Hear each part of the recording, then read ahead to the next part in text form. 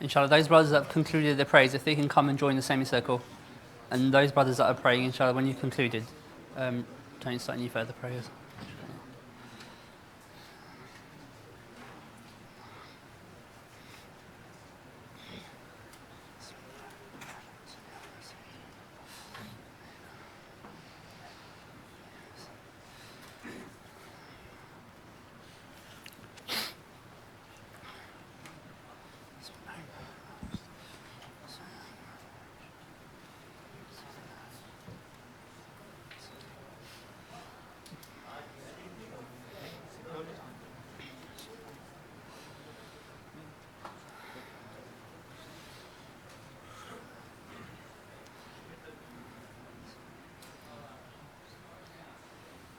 Bismillahir Rahmanir Rahim. Final call to the brothers upstairs. We're going to shortly start now, inshallah. Again, if I could just ask the brothers to refresh your intentions as to why you're here, which should be for none other than for the pleasure of Allah subhanahu wa ta'ala. Again, reflect on what time it is, the type of night it is, the month it is. We're in the blessed month of Ramadan. We're in the final 10 days.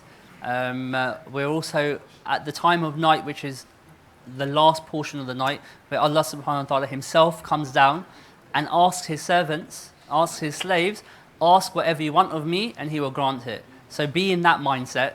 Be in the mindset of absolute seeking to ask for Allah's mercy. Think about all the sins or everything that you have committed in your entire life, which Allah has veiled from us and from people around you. And think about that and think about what a mercy that is that Allah has done that. Just on some practical points, if I could just ask everyone to make sure their phones are off or on silent. Again, if I could request that when the majlis is happening to please avoid taking any pictures or answering your phone because it distracts other people, inshallah.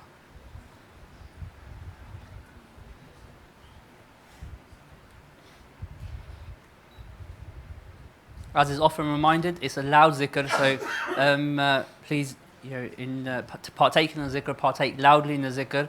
If you can imagine the name of Allah subhanahu wa ta'ala above you, imagine the light from the name of Allah descending on the Kaaba, imagine it going from there to the green dome, and the light from there coming to the teacher, and then it's striking your heart, and to feel that it's striking your heart, and to remember and to be indulgent in the mercy of Allah subhanahu wa ta'ala, because this is what we're asking, and not just to ask for forgiveness from Allah in this blessed month, and not because we're in the final 10 days, which is the emancipation from the hellfire, i.e. asking Allah where you are granted freedom from the hellfire. So to really ask for that, and also to ask that the direction of your life changes.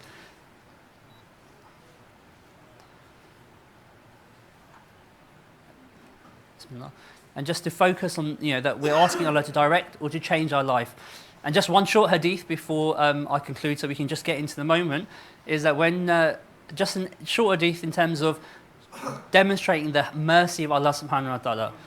There was an exchange once between the Prophet Muhammad sallallahu alaihi wasallam and Jibreel alayhi salam, where the Prophet asked Jibreel alayhi salam, tell me a moment that made you most happiest and tell me a moment that made you most saddest. And of the moment that he goes that gave him most joy was the moment that when Pharaoh was crossing the sea, and that when Allah was about to cause the waves to collapse on Pharaoh, he goes that at that moment, Pharaoh was going to say, La ilaha illallah. And Jibreel goes, I took the mud from the sea and I shoved it into his throat to stop him from saying, La ilaha illallah. And he goes, that gave me the greatest joy because Pharaoh was someone that claimed to be Allah. He violated all the rights of Allah. But above all, he goes, what I was afraid of was, had Pharaoh uttered La ilaha illallah, through his mercy and grace, I was afraid Allah might forgive him. Now that's the statement of Jibreel alayhi salam, saying he is afraid of the mercy of Allah, that Allah would forgive someone like Pharaoh for all the atrocities that he did. So the question for each of us is that at this time of night, when Allah is asking and calling to us, that we should indulge that mercy and beg Allah for forgiveness. And to really, and when we ask for tawbah, is to reflect on all your sins, all that has been done, and then ask Allah for forgiveness for each and every single one of that. And that, inshallah, make that sincere intention that you won't commit that sin again. So inshallah, with all that in mind, again, just take a moment to rectify your intentions. That you're here, none other than for the pleasure of Allah. that when the zikr is happening, that you call to Allah and that you imagine the light descending from the name of Allah, hitting the green dome from the Kaaba to the teacher, and then it's striking your hearts, and to truly unlock your hearts, inshallah. So before the zikr starts, just take a moment of contemplation, just in absolute pin drop silence.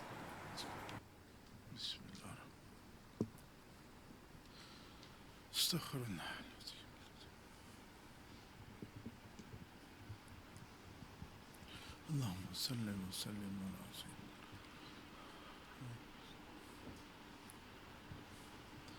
بسم الله. اوكي.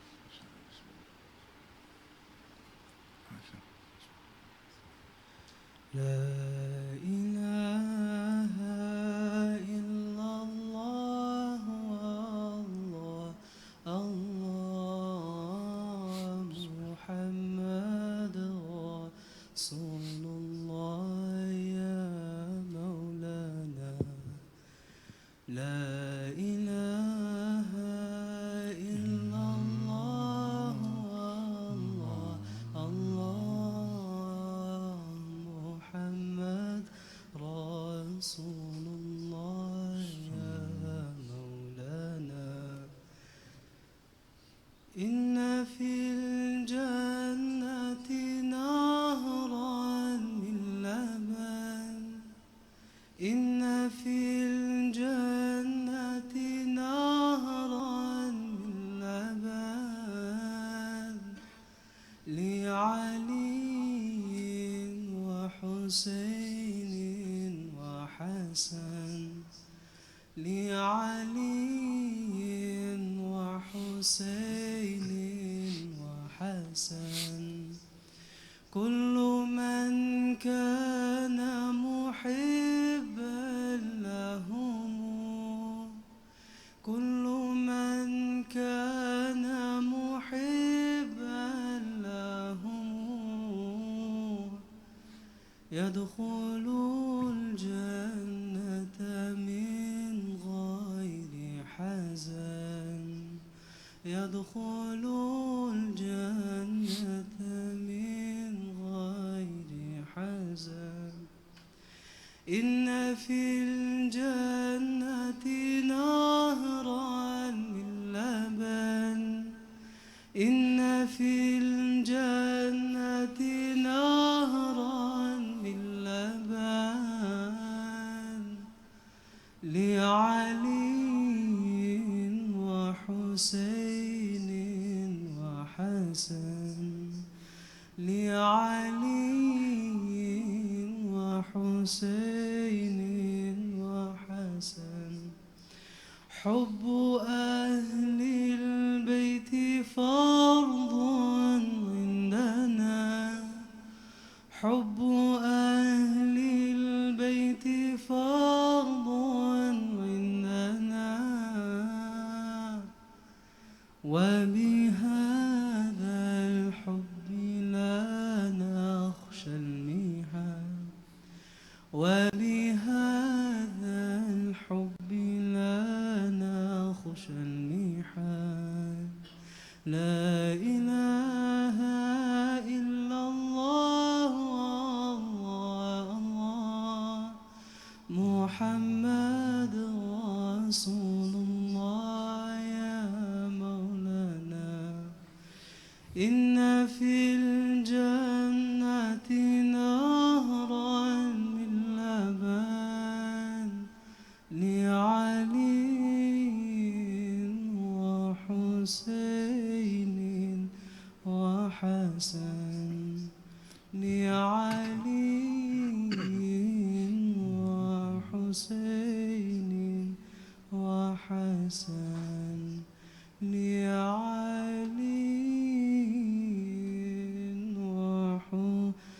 وحسين وحسن. بسم الله. أعوذ بالله من الشيطان الرجيم. بسم الله الرحمن الرحيم.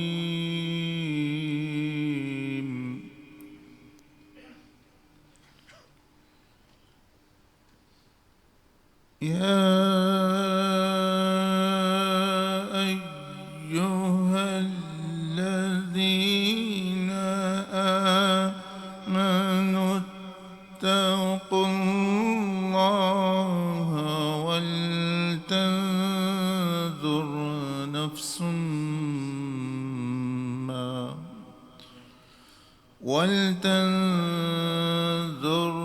نفس ما قدمت لغد واتقوا الله إن الله خبير إن الله خبير بما تعملون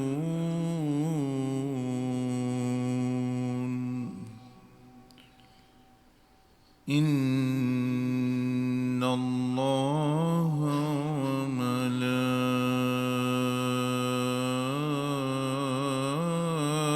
وملائكته إن الله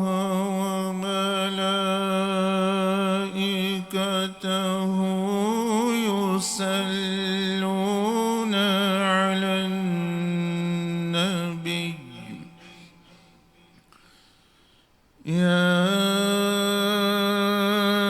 أيها الذين آمنوا صلوا عليه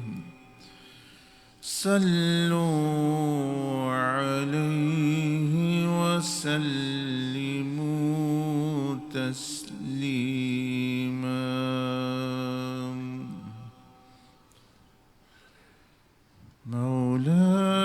مولاي صل وسلم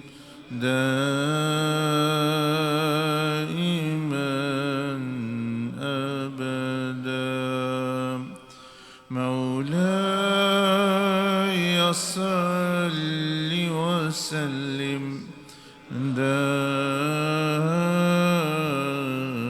دائما أبدا مولاي صل وسلم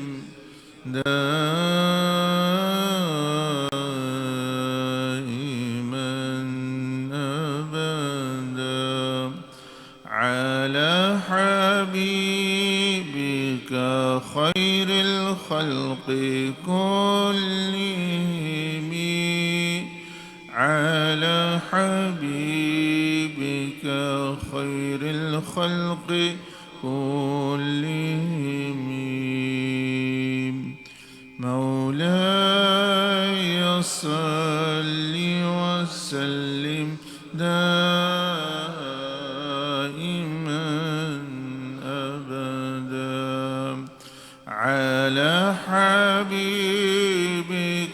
خير الخلق كلهم على حبيبك خير الخلق محمد سيد الكونين والثقلين والفريقين من عرب ومن عجم والفريق من عرب ومن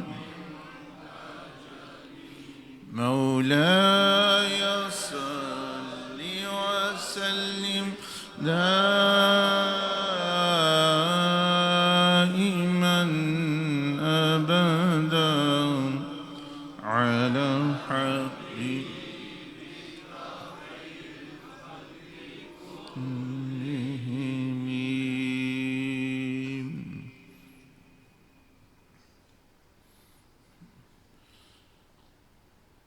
فاعلم أنه لا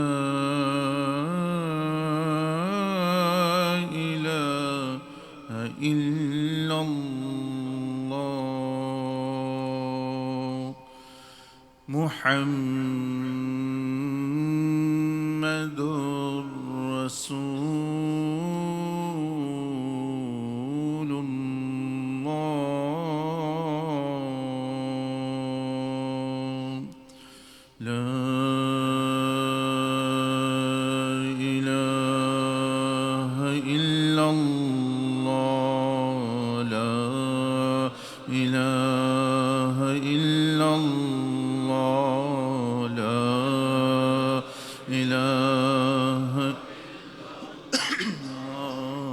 لا إله إلا الله لا إله إلا الله لا إله إلا الله لا إله إلا الله لا إله إلا الله لا إله إلا الله لا إله إلا الله لا إله إلا الله لا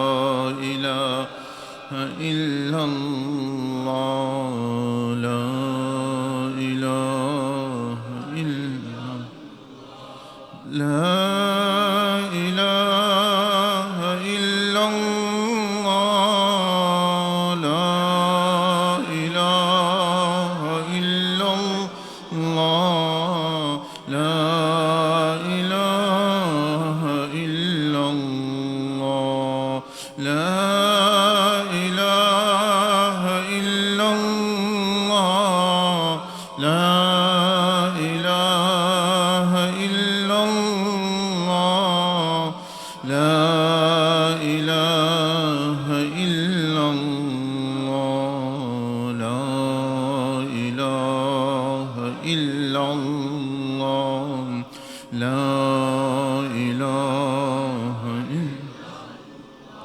لا مقصود إلا الله لا مقصود إلا الله لا مقصود إلا الله لا مقصود إلا الله لا إله إلا الله لا إله إلا الله لا إله إلا الله لا إله إلا لا مسجود إلا الله لا مسجود إلا الله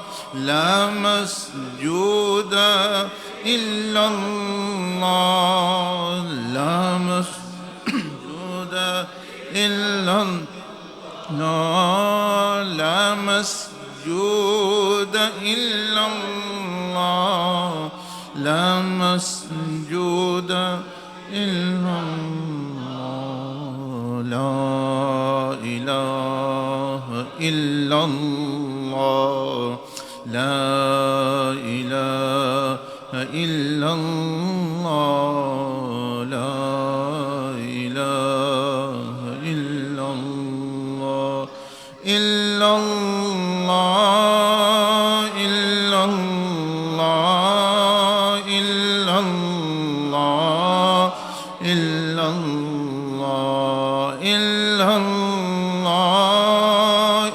الله إلا الله إلا الله إلا الله إلا الله إلا الله إلا الله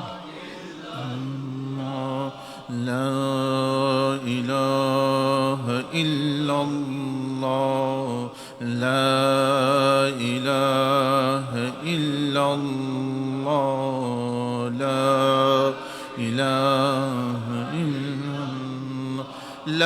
موجود إلا الله